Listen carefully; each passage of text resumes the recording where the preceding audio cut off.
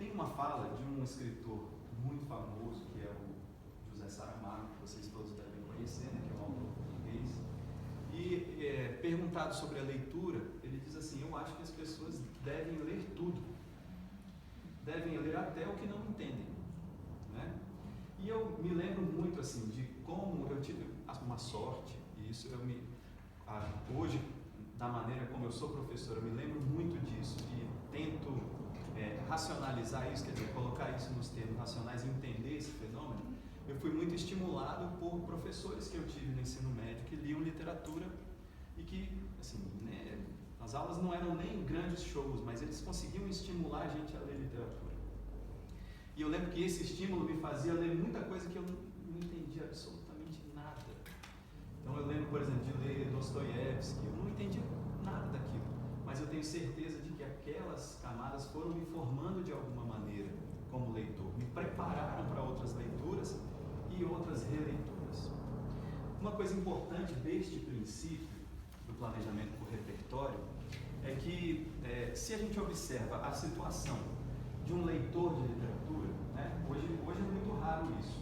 Eu acho que gerações anteriores tinham mais essas figuras, esses tipos. E são leitores comuns de literatura, digamos assim, gente que lê literatura porque lê, não é um professor, não é, né? Mas enfim, não tem esse ofício ligado à literatura, mas que lê porque é um consumidor de literatura, digamos assim, né? Mas, se você pensa no leitor de literatura, ele é sobretudo um releitor. Leitores de literatura voltam muito aos textos que leram, releem textos, né?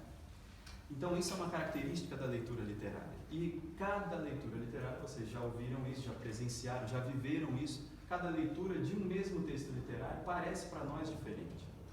Ora, essa realidade, que é a realidade do leitor comum, ela precisa ser perseguida em sala de aula.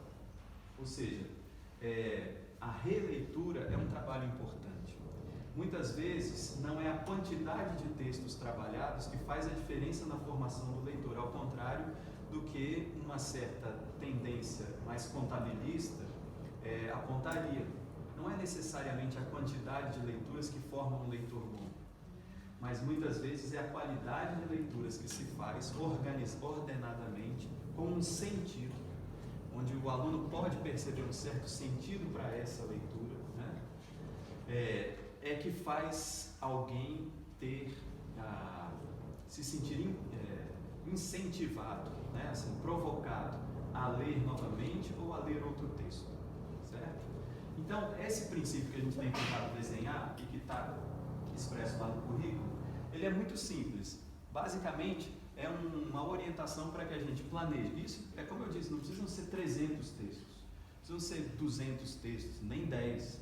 Mas se você tem possibilidade de trabalhar com 3 textos, você já consegue fazer esse balanceamento. E é importante fazer o estudante passar por essa experiência de algo mais fácil para algo mais complexo, em que ele usa determinadas competências e habilidades que são mais básicas e outras que são mais complexas, né? Ele não precisa saber disso, ele precisa apenas passar por essa experiência, né? Teoricamente, conceitualmente e metodologicamente, quem tem que ordenar isso é o professor. Então, basicamente, o princípio é colocado dessa maneira. Os textos que nós consideramos simples, que dependem de faixa etária, dependem de realidade social, que dependem de uma série de elementos, de fatores, de determinações, e que o professor é capaz de julgar o que é um texto simples para aquele seu público, tá certo? Então, legíveis sem grande dificuldade, quase de forma autônoma pelo leitor aprendiz. Então, em tese, sempre falando em tese, porque a realidade é que vai dizer se a nossa tese é boa ou não. Falando em tese, são textos que exigiriam menor mediação, melhor intervenção mediadora do professor, né? Os textos médios, em que há uma necessidade, por exemplo, de pesquisa e de algum esforço do leitor para transitar talvez um pouco para além daquele texto, ou seja, por exemplo, consulta a dicionários, né? Por exemplo, acessar a internet para entender determinado costume que está representado ali naquele texto, né? Quem vai fazer essas pesquisas? Por exemplo, o estudante. Mas quem vai orientar essas pesquisas? Por exemplo, o professor, né? Ou a professora. Então, em que há uma necessidade de se transitar para fora do texto e voltar ele numa releitura que ressignifique aquilo que está lido e que não está completamente compreendido, né? E aqueles textos que são textos de desafio, que exigem mais e que aí a presença da mediação do professor, a mediação literária vai ser maior. Então a necessidade de um trabalho mais demorado com o texto, então talvez seja necessário um conjunto de horas maior para o trabalho com esse texto, um planejamento de releituras maior com esse texto, né? E assim por diante. Maior participação do professor como orientador da leitura. Então a nossa escala ela é simples, como eu disse, depende, ela não pode ser simplesmente abstraída, embora possa haver certos indicadores que ajudam a gente a considerar isso, o que é simples, o que é médio, o que é desafio, né? A gente pode ter alguns indicadores para isso, como a gente vai tentar mostrar aqui, mas se parte também dessa questão, ou seja, não é só uma classificação arbitrária e abstrata, mas é uma classificação sugerida e que tem a ver com a intervenção do professor, não é? Ou seja, o professor pode complexificar mais ou pode complexificar menos essa leitura, tá? Estamos falando aqui, então, de um planejamento de leitura literária, de formação de leitores que contemple conscientemente uma escala de textos, tá certo? Bom, então, seguindo um pouquinho mais à frente, o princípio do repertório tenta não apagar essa luz aí, essa estrela, essa chama, que é a chama da curiosidade do leitor. O que faz a gente ser leitor, né? É o interesse, a curiosidade por um novo texto, a curiosidade pelo conhecimento, a curiosidade pelo encontro com outra realidade, com outra pessoa, ou às vezes com a minha, eu conseguir me ver representado naquilo, né? Determinados estudantes conseguirem ver que eles são aquilo que eles sentem, aquilo que eles entendem, tal, de alguma forma representado ali, mas também o diferente, aquilo que eu não encontro no meu cotidiano, está representado ali. Então, esse é o princípio do repertório, é não desestimular o estudante, seja pelo fácil, seja pelo mais difícil, pelo mais fácil, seja pelo mais difícil, mas também não deixar de desafiar o estudante. Então, é não desestimular, não abandoná-lo ao texto, mas também não deixar jamais de estimular a curiosidade, né? Esse é o segredo, então, da estratégia do princípio do repertório e da mediação combinada com a ideia de mediação literária. Então, vamos avançar um pouquinho nesse sentido para mostrar para vocês um projeto que é esse que a gente tem tentado desenvolver. Um primeiro projeto que é o da Estante Básica de Literatura Brasileira, né? Que, em princípio, é um conjunto de obras representativas da nossa tradição literária, tá? Então, enfim, a ideia é difundir isso e tentar também, de alguma maneira, equipar os centros com essa biblioteca, mas é uma biblioteca que é referencial, é sugerida, né? Então, é um conjunto de 100 obras que seriam representativas da nossa tradição literária. Tá? Não é um cânone, certo? Isso é uma coisa importante. O que a gente tem colocado aqui é que não é um cânone. Embora tenha obras ditas canônicas, tem, mas não é um cânone, não é o inescapável. Mas é alguma coisa que tenta contemplar aquilo que a gente disse lá no começo, não sei se vocês vão lembrar, de algumas linhagens importantes da literatura brasileira, tanto em termos de temática, quanto em termos de exercício de linguagem propriamente dita, né? Então essa é a nossa proposta. Ela surgiu então dessa necessidade de tentar dar um conjunto de obras que fosse referencial, que fosse que a gente pudesse apontar para elas e dizer assim, olha, aqui tem obras que podem ser trabalhadas como? Aí tem um princípio que é importante, quer dizer, essas obras, elas são obras que, por exemplo, podem ajudar o professor a pensar sobre a literatura brasileira como uma forma de um patrimônio que é dos brasileiros também. Um patrimônio que nos exprime também de alguma forma em todas as nossas contradições também, né? Mas alguma coisa que exibe um certo processo de formação nacional também, né? Nesses textos, então, o que a gente tentou procurar? A gente tentou procurar algumas características. Então, é isso que eu vou tentar mostrar aqui para vocês. Então, por definição, ela é um elenco de 100 obras literárias, né, e de referência que são representativas do patrimônio literário brasileiro desde as origens até o século XXI. Então é um caminho por onde o professor pode transitar para encontrar determinadas tendências da literatura brasileira, né, e encontre ali uma certa orientação, né, sobre um conjunto de obras que possa dar dimensão da riqueza da nossa cultura literária, do nosso patrimônio literário, mas também que possa ser utilizada na formação de leitores, certo? E aí isso levou a gente a uma necessidade, quer dizer, uma simples lista de obra, pura e simplesmente não significa nada. Mas uma lista de obra com alguma orientação sobre o que elas são em termos de classificação, em termos de peso, no sentido de o quanto elas demandam do estudante e do professor em termos de trabalho, aí já começa a ser alguma coisa mais útil.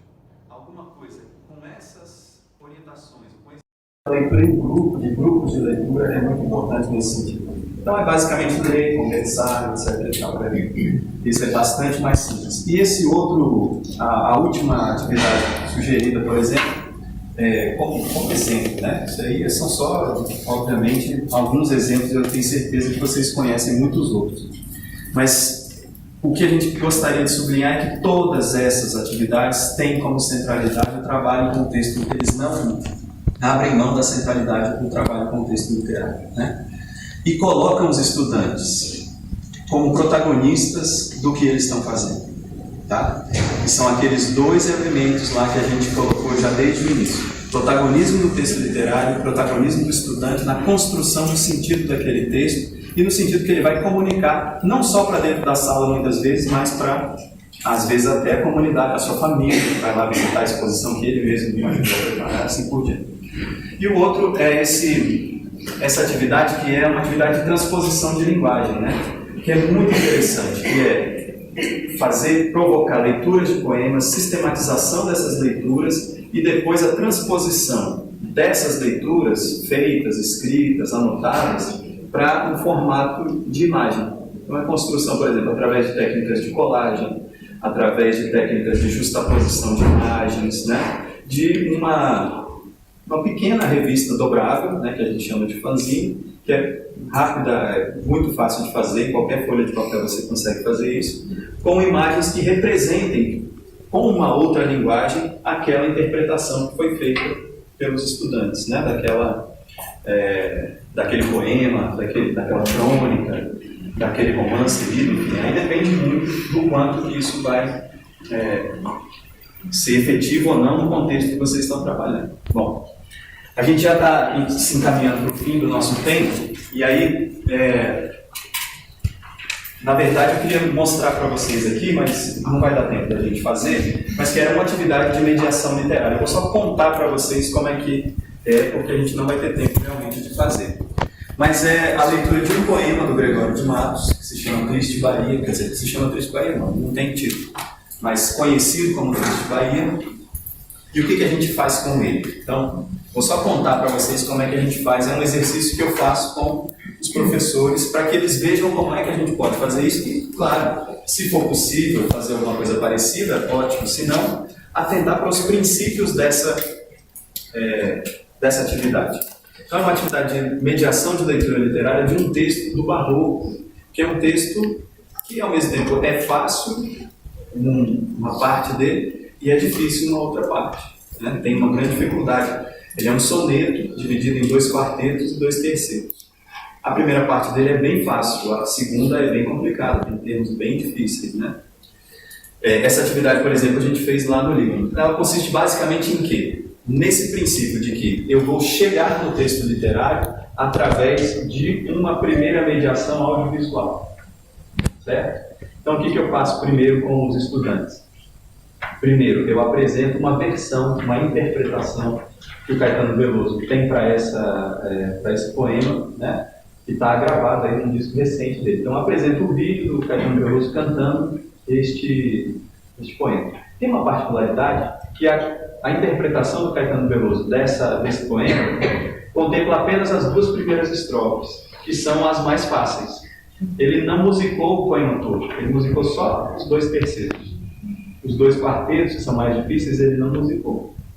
E aí eu tento provocar a turma para pensar por que ele não está usando musicalmente a outra parte da letra, né? Se é uma adaptação, que ele não está. Então a gente tenta criar hipóteses sobre isso, hipóteses interpretativas sobre isso, todo mundo anota, tenta anotar algumas hipóteses aí, e aí a gente passa a ler o texto. E tentar interpretar o texto a partir dessa primeira adaptação que foi feita do Beethoven. Então a gente tenta ter alguns insights, algumas possibilidades de leitura e tal. E nisso a turma trabalha em grupos, eu vou simplesmente circulando e tentando fazer as perguntas certas para eles chegarem a determinadas interpretações que são essenciais ali, né? Quando, por exemplo, eu vejo que tem alguma dificuldade de vocabulário, né? Eu vou aqui no computador, entro na internet e coloco a palavra lá, né? E aí mostro, falo, olha, vocês estão imaginando qual é o sentido da palavra? Primeira providência, vão ao dicionário, primeira coisa. Então a gente vai fazendo, eu vou ver que tem alguma dificuldade sobre alguma coisa, eu coloco a informação no quadro e incentivo eles a procurarem mais informações. Bom, então essa interpretação é feita em grupo. E aí depois a gente divide essas interpretações, a gente discute essas interpretações no contexto do grupo geral, e aí vem o passo seguinte, que é a culminância dessa interpretação. Quer dizer, cada grupo elaborou uma interpretação para o poema, né? E aí qual é o resultado final? Eu refaço os grupos, então eu vou tirar, tem grupos que têm uma determinada interpretação, outro grupo com uma determinada interpretação, a gente mescla novamente os grupos, e aí vem a atividade que é o confronto direto com o texto, que é fazer uma adaptação para os dias atuais do que o poema diz. Então, cada grupo tenta fazer a sua adaptação com a sua própria linguagem, ou assumindo a linguagem de um certo grupo social, mas a ideia é que ele tem que representar a essência daquela interpretação daquele texto, que, no caso do Gregório de Matos, eu era de um jeito e agora eu sou de outro. Sendo que essa minha transformação tem a ver com a transformação da minha cidade. Essa é a... Depois vocês veem, porque realmente não vai dar tempo para a gente fazer aqui. Mas depois vejam o poema. Ele fala, triste Bahia, ao quão dessemelhante estais e estou no nosso antigo estado. Então, estais e estou, ele se dirige à cidade da Bahia e diz, estamos diferentes, né? E o poema é toda uma construção em torno disso. Então, a ideia é que esses grupos, de posse da primeira interpretação, quer dizer, chegou a mais ou menos esses dados de interpretação, de que há uma mudança correspondente do eu que fala e da cidade onde ele vive, né? E é uma mudança ruim, né? Nós temos que reescrever esse poema em forma de poema, em forma de carta, em forma de, enfim, o que quiserem, prosa, soneto, se quiserem, rap, enfim, do jeito que quiserem, mas mantendo esse sentido, recriando esteticamente esse sentido. Com essa atividade, que eu rapidamente expliquei aqui para vocês, para dar tempo, estou correndo, estou vendo o relógio correndo ali, mas que eu rapidamente tentei mostrar para vocês, o que eu quero mostrar é concretamente um exemplo do que é a mediação da leitura literária. Ou seja, mediar a leitura literária não é ler com os estudantes o texto só. Eles leem. Mas veja, eu parti da apresentação de um material audiovisual para chegar no texto. Porque, especialmente nesses textos que são textos mais difíceis, se você começa com o texto, você tem uma barreira prévia do estudante. Esse troço difícil, professor, o que é isso? Que loucura, o cara estava doido. Né? Normal, todo mundo fala isso. Mas assim, você parte de uma coisa mais acessível, já quebra uma primeira barreira no sentido de, bom, vamos ver o original disso aqui que você está ouvindo, que é legal, na verdade é um ritmo de capoeira que o Caetano Veloso coloca ali, que é muito interessante para a caracterização da identidade da Bahia. Então vem um monte de temas agregados. Então a gente começa com essa apresentação audiovisual, passa depois para a leitura do poema, mas não sou eu que leio com eles são divididos em grupos, eles leem, tentam construir, ou seja, como eu falo para eles, leiam com atenção, ou seja, com a caneta, não com os olhos, né? Quem lê com atenção, lê com a caneta, anotando, perguntando, inquirindo temas, fazendo anotações ao lado. Então, eles leem, eles partilham essa interpretação. Eu procuro contribuir, mas não determinar a interpretação.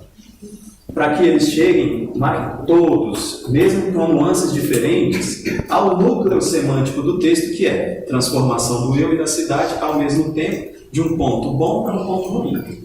É isso que a gente tem que tentar entender todos juntos.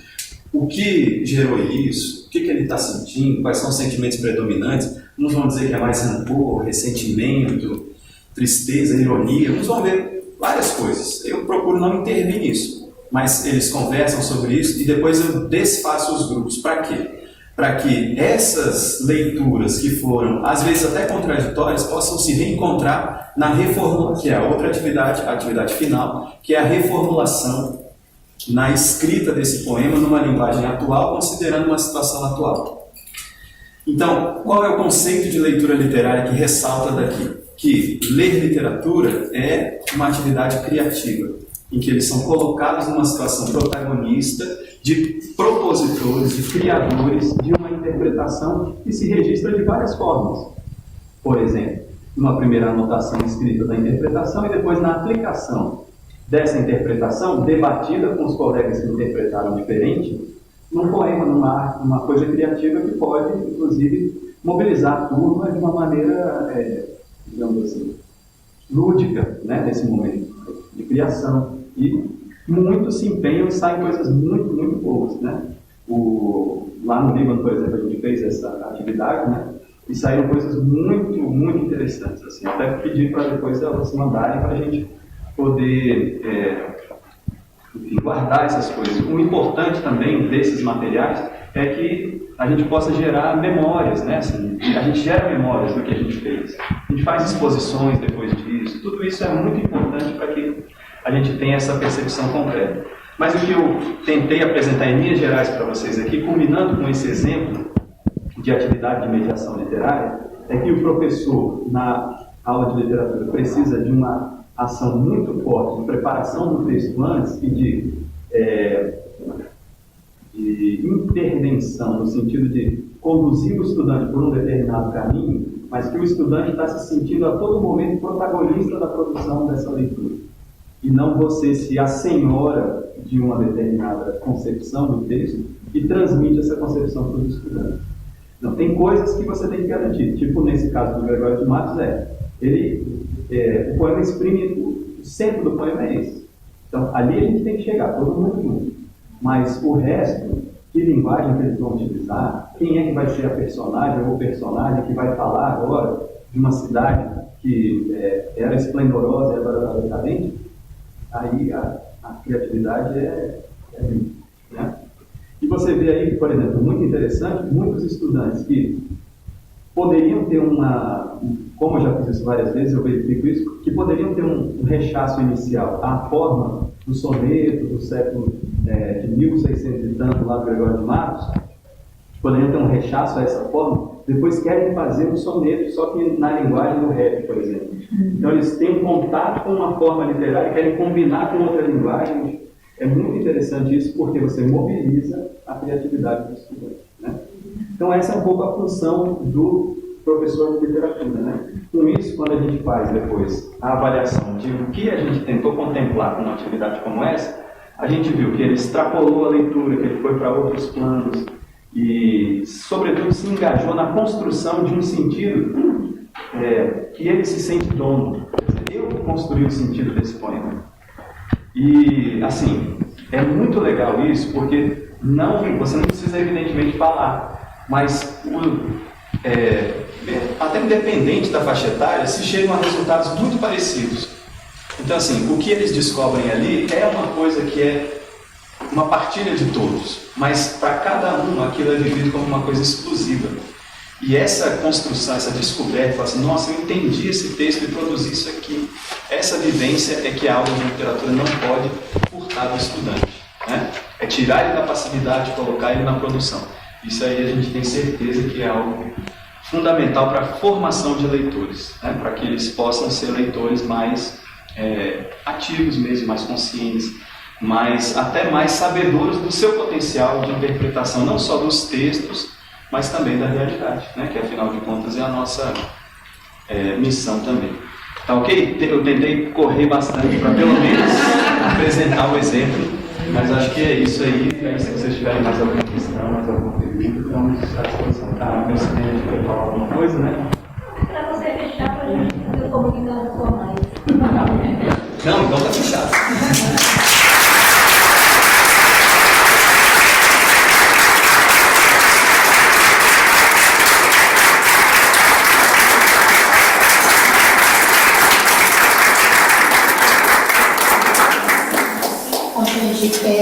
Não sou eu que vou fechar, vou passar para o conselheiro do diretor, Jorge, que ele vai dar o fechamento aqui do evento. Boa tarde a todos. Não, só queria agradecer a presença. Foi muito interessante a palestra, agradecer a palestra do professor. Eu acho que foi muito enriquecedora essa palestra. Deu muitas ideias para nós aqui no Centro Cultural, tenho certeza que para todos os presentes. E agradecer muito a presença de todos vocês, das plurilíngues, das escolas secundárias da província e dos nossos professores também. Muito obrigado.